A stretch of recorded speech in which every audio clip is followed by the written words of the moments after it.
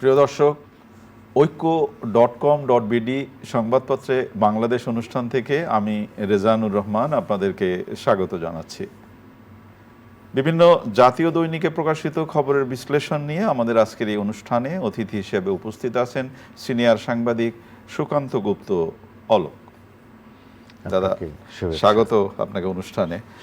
পত্রপত্রিকায় প্রকাশিত কয়েকটা শিরোনাম আমি আপনাকে একটু পড়ে শোনাতে চাই, তারপর আমরা আলোচনায় যেতে চাই। প্রথম আলো শিরোনাম, বন্ধুত্বপূর্ণ সম্পর্ক জোরদার করতে আগ্রহী কাতার ও অন্যরা ঋণ খেলাপি কমাচ্ছে, বাংলাদেশ কেন পারে না। সিটি নির্বাচন, আওয়ামী লীগ বাদে অন্য প্রার্থীদের ইসির প্রতি আস্থার অভাব। সমকালের শিরোনাম, ধানমন্ডিতে পুলিশ বিএনপি সংঘর্ষ, বাসে আগুন, খেলাফির তত্ত্ব লুকিয়ে আরও বড় জালিয়াতি, বাংলাদেশের স্থিতিশীলতার প্রশংসায় কাতারের প্রধানমন্ত্রী। গাজীপুর নগর জুড়ে ভোট উৎসব, তবু শঙ্কা। কালের কণ্ঠের শিরোনাম, গাজীপুর সিটি নির্বাচন, সুষ্ঠু ভোটের অপেক্ষায় সবাই। ইত্তেফাকের শিরোনাম, রাজধানীতে পুলিশ বিএনপি সংঘর্ষ, গাড়ি ভাঙচুর, অগ্নিসংযোগ, পরিবর্তনের কারিগর হন কাতার বিশ্ববিদ্যালয়ের শিক্ষার্থীদের উদ্দেশ্যে মাননীয় প্রধানমন্ত্রী। বাংলাদেশ প্রতিদিনের শিরোনাম, এমপি মনোনয়নে জমা অনলাইনে, কাতারে প্রধানমন্ত্রী শেখ হাসিনা উন্নত দেশ 2041 সালের মধ্যে। ভূমিমন্ত্রী বললেন, সিন্ডিকেটের কারণে পেঁয়াজের দাম বেশি। আমাদের সময়ের শিরোনাম, 10 মহানগরে বিএনপির পদযাত্রা, পুলিশি বাধা, সংঘর্ষ, আগুন, কাগুজে প্রতিষ্ঠানকে 350 কোটি টাকার ঋণ। মানবজমিনের শিরোনাম, ঢাকায় পুলিশ বিএনপি সংঘর্ষ, ইসির গাজীপুর পরীক্ষাকাল, 74 কেন্দ্র ঝুঁকিপূর্ণ। দেশ রূপান্তরের শিরোনাম, 40তম বিসিএস, কোটা নেই, নারীরা আছেন। প্রতিদিনের বাংলাদেশ, গাজীপুরে কাল ভোট, প্রচার শেষে বাতাসে কালো টাকার গন্ধ। জনকণ্ঠের শিরোনাম, প্রশাসন মাথাভারী, পরিবর্তনের কারিগর হন, সৃষ্টি করুন নেতৃত্বের উদাহরণ, মাননীয় প্রধানমন্ত্রী কাতার বিশ্ববিদ্যালয়ে বলেছেন। আগামীকাল 5 সিটি কর্পোরেশনের নির্বাচনের একটিতে গাজীপুরে ভোট, এবং সঙ্গত কারণেই নানাভাবে বিএনপি অংশগ্রহণ করছে না, কিন্তু বিএনপির করছে না একেবারে বলা যায় না, তাদের কাউন্সিলররা রয়ে গেছেন। আজকের পত্রপত্রিকার যে শিরোনাম, প্রচার শেষে বাতাসে কালো টাকার গন্ধ, এখানে বলা হচ্ছে কালো টাকার কুটচাল আর দাপটের কাছে শেষ পর্যন্ত হেরে যেতে পারে ভোটারদের রায়। গাজীপুরে জাতীয় এবং স্থানীয় নির্বাচনে জয়ের রেকর্ড খুব বেশি নৌকার প্রার্থীদেরই। কালো টাকা ছড়ানোর প্রমাণ পেলে আইনগত ব্যবস্থা রিটার্নিং কর্মকর্তা। আপনার বিশ্লেষণ কি, কেমন হবে? এটাই তো ভয়ের জায়গা। ভয়ের জায়গা হচ্ছে যে ভোট তো হবেই। এখন পর্যন্ত যে প্রচারণা বা গণসংযোগ, প্রার্থীদের দৌড়াদৌড়ি, দৌড়ঝাঁপ যেটা আছে, যে ভোটারদের যে রিয়াকশনস, এই জায়গাগুলো দেখেন যে মোটামুটি কিন্তু ভালো আছে। হ্যাঁ, উত্তাপ আছে, মোটামুটি ভালো আছে। কিন্তু এই যে শেষ মুহূর্তের যে কাল মধ্যরাত থেকে তো নগর নীরব, মানে পরীক্ষার আগের রাত। হ্যাঁ, পরীক্ষার আগের চাঁদ রাত বলা হয়, এটা ভোটের চাঁদ রাত।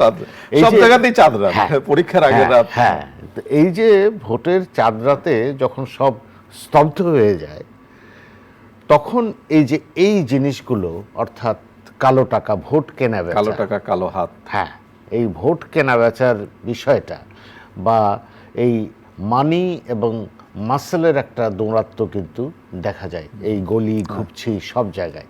আর এটি যখন মহানগর, তখন তো আরও বেশি। তো যাই হোক, এখন নির্বাচন কমিশন তারা বলছেন যে তারা কোনো ভয়ের মধ্যে নাই, শঙ্কার মধ্যে নাই। আবার স্ট্যাটিস্টিক্স বলছে অনেকগুলো ঝুঁকি। আপনার 400টি আপনার কেন্দ্র, এর মধ্যে 351টাই ঝুঁকি। তাহলে ভয়ের কিছু নাই। এটাও বোঝা গেল না। যাই হোক, এটা অতি সতর্কতার কারণে হোক, কিন্তু মোট কথা হলো যে আমাদের সাম্প্রতিক যে নির্বাচনী অভিজ্ঞতা, সেটি উপনির্বাচন বলি, সিটি নির্বাচন বলি, এখানে যে ভোটার উপস্থিতির যে চিত্র, এটিতে কোনো পরিবর্তন আসবে কিনা, এটাই হলো আমাদের সবচেয়ে বড় দেখার বিষয়। যে অর্থাৎ মানুষ ভোট দিতে আসছে, ভোটের জন্য এটি স্থানীয় নির্বাচন, সিটি কর্পোরেশন নির্বাচন। এখানে প্রার্থিতা আছে, যদিও বিএনপি নেই আপনি বলেছেন, কিন্তু তারপরেও বিএনপি সমমনা বা সমর্থক সেরকম অনেকে আছেন। দলের কাউন্সিলর প্রার্থী অনেক আছেন এবং অনেককে বহিষ্কার করা হয়েছে দল থেকে, যেহেতু তারা দলীয় নির্দেশ না মেনে নির্বাচন করছে। সো অংশগ্রহণ আছে, এখন অংশগ্রহণ আছে, প্রচার হয়েছে, গণসংযোগ হয়েছে, কিন্তু মূল কাজটি ভোট। এই সকাল 8টা থেকে সেখানে আমরা দেখতে চাই যে ভোটাররা নতুন তারা মাইন্ডসেট করে আমরা ভোট দিতে যাব। নির্বাচন কমিশন বলছে সব প্রিপেয়ার্ড আছে, কোনো সমস্যা নেই, কোনো ভয় নেই, কোনো মানি মাসলের বিষয় নাই, এগুলো মিডিয়ার কারবার। এটাই প্রমাণ হচ্ছে এটা মিডিয়ার কারবার, এই হলো বিষয়। অনেক অনেক ধন্যবাদ। আমরা আশায় আছি একটা সুষ্ঠু ভোট হোক এবং আগামীতে জাতীয় নির্বাচন এই ভোটগুলোর উপরে আস্থার জায়গাটা তৈরি হবে। কিন্তু আস্থার জায়গাটার কথা বলবার সাথে সাথে আমি এখন যে শিরোনামটা করব, ঢাকায় বিএনপি পুলিশ সংঘর্ষ, রাজশাহীতে বাধা। ঢাকায় আওয়ামী লীগের সমাবেশ, হামলা করলে সমুচিত জবাব। এটি তো বিএনপির এটি কেন্দ্রীয় কর্মসূচি ছিল সারা দেশে, তাদের পদযাত্রা কর্মসূচি। এখন এই পদযাত্রার কর্মসূচির আগের কর্মসূচিটির দিকে দেখতে হবে। আগের কর্মসূচি ছিল যে বিভিন্ন বিভাগীয় সদরে এবং জেলা সদরে তারা একটি করে সমাবেশ করেছেন। এখন এই যে উত্তেজনাটি আমরা দেখতে পাচ্ছি বা যে ঘটনাটি ঢাকায় ঘটেছে, রাজশাহীতে হতেই পারেনি, আরও দু এক জায়গায় তাদের কর্মসূচিটি হয়নি, পদযাত্রা। এটির সূত্র কিন্তু আরও পেছনে, যে হঠাৎ করে যেরকম ছিল যে তাদের কথার পাল্টাপাল্টি, এটি তো থাকবেই রাজনীতিতে, কিন্তু সেই কথার পাল্টাপাল্টি যখন হত্যার হুমকিতে চলে যায়, তখন কিন্তু রাজনৈতিক কর্মীদের মধ্যে বা দলগুলোর মধ্যে, রাজনীতির মধ্যে সেই উত্তেজনাটি বাড়ে। তো সূত্রপাত কিন্তু সেখানে, এবং সেই রাজশাহী চাপাইতে বিএনপির একজন নেতা তার দলের কেন্দ্রীয় নেতাদের উপস্থিতিতে মাননীয় প্রধানমন্ত্রী শেখ হাসিনার উদ্দেশ্যে তিনি প্রাণনাশের হুমকি দিয়েছেন। তো সেটি সঙ্গে সঙ্গে কিন্তু উত্তেজনা ছড়িয়েছে রাজনৈতিক অঙ্গনে। সেই উত্তেজনা ছড়ানোর মধ্যে তো সেই অভিযুক্ত আবু সাঈদ চাঁদ কিন্তু এখনও গ্রেপ্তার হননি, পুলিশ হন্যে হয়ে খুঁজছে, 8টি মামলা হয়েছে, কিন্তু এখন পর্যন্ত তাকে ধরা যায়নি। কিন্তু সেটির সঙ্গে সঙ্গে ক্ষুব্ধ প্রতিক্রিয়া কিন্তু দেখা গেছে আওয়ামী লীগ নেতাকর্মীদের মধ্যে সারা দেশে। তারা প্রতিবাদ সমাবেশ করেছেন, এর মধ্যেই কিন্তু এই কর্মসূচিটি আসছে। তাহলে একটি উত্তেজনা আছে। সেই উত্তেজনার ক্ষেত্রে একটি রাজনৈতিক কর্মসূচি কিভাবে শান্তিপূর্ণভাবে হতে পারবে সেটি এখন আমরা আলোচনায় আসি। দেখেন, ঢাকায় 2টি জায়গায় পদযাত্রা ছিল, একটি গাবতলীতে, আরেকটি ধানমন্ডি এলাকাতে। গাবতলী এলাকার পদযাত্রা শান্তিপূর্ণ, ধানমন্ডিতে কিন্তু শান্তি আর থাকেনি।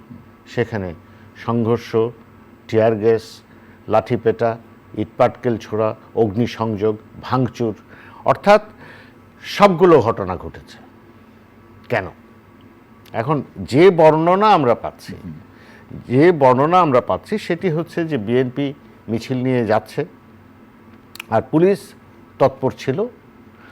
এখন সেখানে পুলিশ যখন তারা সায়েন্স ল্যাব মোড়ে এসছে, সায়েন্স ল্যাব আমরা একটু ঢাকা শহরের ব্যাপারটা বুঝতে পারি যে এটি অত্যন্ত একটি ট্রাফিক গুরুত্বপূর্ণ এলাকা। তো সেখানে পুলিশ তাদেরকে ধাওয়া দিয়েছে। এখন ধাওয়া দেওয়ার সঙ্গে সঙ্গে ওই যে বললাম যে মিছিলের যে স্লোগান বা মিছিলের যে ভাষা সেটি কিন্তু খুব উত্তপ্ত এই কয়েকটি ঘটনায়। তো সেখান থেকে সঙ্গে সঙ্গে সেই ক্রিয়া প্রতিক্রিয়াটি হয়েছে, ইটপাটকেল ছোড়া হয়েছে, পুলিশ অ্যাকশনে গেছে, এবং সবচেয়ে বাজে কাজটি হয়েছে গাড়ি পোড়ানো। মানে এইসব এবং এই যে গাড়ি পোড়ানো, আমি আশঙ্কা করছি যে এই যে বাসে অগ্নিসংযোগ এবং ভাঙচুর এবং রাতের মধ্যেই আমরা কিন্তু বিআরটিসির একটি স্টেটমেন্ট পেয়েছি যে কি ক্ষতি হয়েছে বা কি হয়েছে, সেখানে অ্যারেস্টও হয়েছে। কিন্তু এই যে বাসে আগুন এবং বাসে ভাঙচুর, এই অভিযোগটি কিন্তু আপনি দেখবেন সে সরকারি দলের পক্ষ থেকে বিএনপির উদ্দেশ্যে এবং বিএনপি সমমনাদের উদ্দেশ্যে নিয়মিত করা হচ্ছে যে বিএনপি অগ্নিসন্ত্রাস এবং তারা এই সন্ত্রাসী কর্মকাণ্ডের প্রতি এটাই হলো তাদের মূল কাজ। এই ঘটনাটা কিন্তু আরো বড় কিছুর ইঙ্গিত দিচ্ছে। সেই ইঙ্গিতটাই আসলে আশঙ্কার জায়গা, যে সামনে নির্বাচনের সময় এবং এই যে সবকিছু মিলিয়ে পরিস্থিতিটা কিরকম দাঁড়ায়, যে বাধা দিলে বাঁধবে লড়াই, তো এই জায়গাগুলো কিন্তু আমরা অনেক দিন ধরে মানে রাজপথের সেই উত্তপ্ত অগ্নি সংযোগ বা এগুলা থেকে মানুষ একটু দূরে ছিল এবং হরতাল বোধ করে অনেকে এখন ভুলে গেছে, যে এই শব্দগুলো ভুলে গেছে। তো দেশ উন্নয়ন অগ্রযাত্রা এগিয়ে যাচ্ছে, সে ঠিক সময় একটা আশঙ্কার জায়গা তৈরি করে। আমরা মাননীয় প্রধানমন্ত্রী একটি বক্তব্য নিয়ে আলোচনা করতে চাই খুব অহংকারের সাথে। কাতারে শিক্ষার্থীদের প্রতি মাননীয় প্রধানমন্ত্রী বলেছেন যে নেতৃত্বের উদাহরণ সৃষ্টি করে পরিবর্তনের কারিগর হন, এবং এখানে যে বিষয়টি ছিল, শিরোনামটা ছিল এরকম: বাংলাদেশ একটি উন্নয়ন মডেল, শেখ হাসিনার কাছ থেকে শেখা। কাতার বিশ্ববিদ্যালয় এটি খুবই একটি চমৎকার আয়োজন এবং আমি মনে করি এটি অবশ্যই যে বাংলাদেশ পক্ষ থেকেই এটি যোগাযোগ করে এরকম একটি কর্মসূচি করা যায় কিনা সেটির ব্যাপারে আলাপ আলোচনা হয়েছে এবং কর্মকাণ্ডটা হয়েছে কাতার বিশ্ববিদ্যালয়ে। এটি আপনি দেখবেন যে বিভিন্ন বড় বড় দেশের বা পরাশক্তি দেশগুলো তারা তাদের নেতৃবৃন্দ, তাদের রাষ্ট্রপ্রধান, সরকার প্রধান যখন বিভিন্ন দেশে যান, তারা কিন্তু ওই দেশের তরুণদের সঙ্গে সংযোগ ঘটাতে চান, ইন্টারাকশন করতে চান, তাদের সঙ্গে একটি প্রোগ্রাম থাকে। আমেরিকায় তো থাকেই, ইন্ডিয়ার সরকার প্রধান, রাষ্ট্রপ্রধানের ক্ষেত্রে এরকম একটি কর্মসূচি থাকছে। এটি একটি চমৎকার আয়োজন এবং প্রধানমন্ত্রীর বক্তৃতাতেই খুবই প্রণিধানযোগ্য। তিনি কাতার বিশ্ববিদ্যালয়ের শিক্ষক শিক্ষার্থী সবার উদ্দেশ্যে বলেছেন। তিনি 7টি বিষয়ের দিকে কিন্তু জোর দিয়েছেন 7টি পয়েন্ট। এবং সবচেয়ে জায়গা যে এই যে তরুণ শিক্ষার্থী, তাদেরকে তাদের তারুণ্যকে তারা কোন জায়গায় বিনিয়োগ করবে, ব্যবহার করবে, এই জায়গাটি প্রধানমন্ত্রী কিন্তু অন্যরকমভাবে সুন্দর করে বলেছেন যে তোমরা নতুনত্ব এবং ভবিষ্যতের দিকে তাকাও, তোমরা ফরওয়ার্ড লুকিং হবে, তোমরা নিউয়ার থিং কে তোমাদেরকে ধারণ করতে হবে, অর্থাৎ নতুনকে আহ্বান করো এবং তোমরা সামনে তাকাও। অবশ্যই পরিবর্তনের কারিগর হন, সৃষ্টি করুন নেতৃত্বের উদাহরণ। হ্যাঁ, যখন তোমরা সামনে তাকাবা তখন তোমরা তোমাদের নেতৃত্বের উদাহরণ তৈরি হবে এবং তোমরা পরিবর্তনের কারিগরটা হতে পারবা। সো চমৎকার প্রোগ্রাম। আমি মনে করি যে আমাদের সরকার প্রধানের তার এরকম বিদেশ যাত্রায় যখনই কোনো একটি সরকারি সফর হচ্ছে, সেখানে যদি এরকম একটি আয়োজন থাকে, এটি খুবই ভালো একটি উদ্যোগ এবং এটা বেশ কি বলবো যে সবকিছু মিলিয়ে একটা আলোচনার জায়গা এবং খুব পজিটিভ একটি আলোচনার জায়গা। দৈনিক জনকণ্ঠে একটি শিরোনাম হয়েছে, যদি আমি আপনার সঙ্গে প্রথমে আলাপ করছিলাম অনুষ্ঠানের আগে, প্রশাসন মাথাভারী। এটা আমরা শুনেই থাকি যে প্রশাসন মাথাভারী, কিন্তু এই রিপোর্টে যেটা বলবার চেষ্টা করা হয়েছে যে উচ্চ পর্যায়ের পদের চেয়ে কর্মকর্তা বেশি। মানে এখানে বলা হচ্ছে উপসচিব থেকে সচিব পর্যন্ত কর্মরত আছেন যারা, তারা পদের কয়েক গুণ, আর জনবলের অভাবে মাঠ পর্যায়ে অস্থিরতা। তার মানে সাহেবরা অনেক, কিন্তু কাজের লোকের অভাব দেখা দিচ্ছে। তাহলে এইটা যদি সত্য হয় তাহলে তো এটা একটা সামঞ্জস্যের জায়গা বা ভারসাম্য তৈরি করে না, যে কারণে মাঠ পর্যায়ে বিশৃঙ্খলা আছে, আমরা বলি না, আমরা যদি বলি যে আমরা যানজটের কথাই বলি, আমরা যদি বলি যে কেন হচ্ছে না, তখনই পুলিশ বলবে লোকবল নাই, সিটি কর্পোরেশন বলবে লোকবল নাই, হ্যাঁ, আপনার স্থানীয় সরকার বিভাগ বলবে লোকবল নাই, আমরা দেখভাল করতে পারছি না, হ্যাঁ, বিআরটিএ বলবে যে ভাই লোকবল নাই, তো আমরা কিভাবে কাজ করব? নাই, কিন্তু ওপরে আছে, কিন্তু হ্যাঁ চেয়ারম্যান তারা কাজ করবেন না, তারা অর্ডার করবে। হ্যাঁ, সো মাঠ প্রশাসনের এই সামঞ্জস্য এবং এই সমন্বয় এবং সেদিকে নজর দেওয়া দরকার। এবং আপনি শুরুতে একটি বাজারের আলাপ করছিলেন না? হ্যাঁ, যে বাজারের পরিস্থিতি কি, পেঁয়াজ এখন খুব hot। না, এই আলোচনাটাই আপনার সাথে একটু করতে চাই, আপনাকে ধরিয়ে দেওয়ার জন্য যে আমরা সিন্ডিকেট কথা শুনি, কিন্তু রাষ্ট্র যারা চালান, যারা নেতৃত্ব দেন, মাননীয় মন্ত্রী যদি বলেন যে পেঁয়াজ সিন্ডিকেটের কারণে পেঁয়াজের দাম অস্বাভাবিক বাড়ছে, কিন্তু আমার সাধারণ নাগরিক হিসেবে প্রশ্নটা, তাহলে সিন্ডিকেট বড় নাকি রাষ্ট্র বড় না সরকার বড়, কে বড়? মানে কে চালাচ্ছে রাষ্ট্রটা, কে নিয়ন্ত্রণ করছে? এটা একটা স্বাভাবিক প্রশ্ন আমার, এটা কি বলবেন? এটা এখন আপনি সরকারি ব্যক্তি, আমলা, মন্ত্রী, নেতা যার সঙ্গে কথা বলবেন তারা কিন্তু সিন্ডিকেটের কাছে অসহায়, সবাই ছিলেন। তার মানে সিন্ডিকেট বড়। এবং একটু আগে ওই যে প্রশাসন মাথাভারির কথাটা বলছিলাম না, যে সিন্ডিকেট আমরা ভাঙতে পারি না কেন?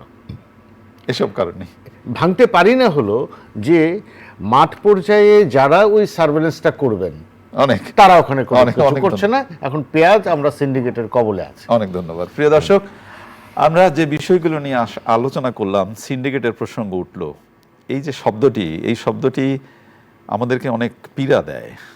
সিন্ডিকেট কি বড়? প্রশ্ন রেখেই আজকের অনুষ্ঠান এখানে শেষ করলাম। ভালো থাকবেন, আগামীকাল নিশ্চয়ই এই সময় কথা হবে। খোদা হাফেজ।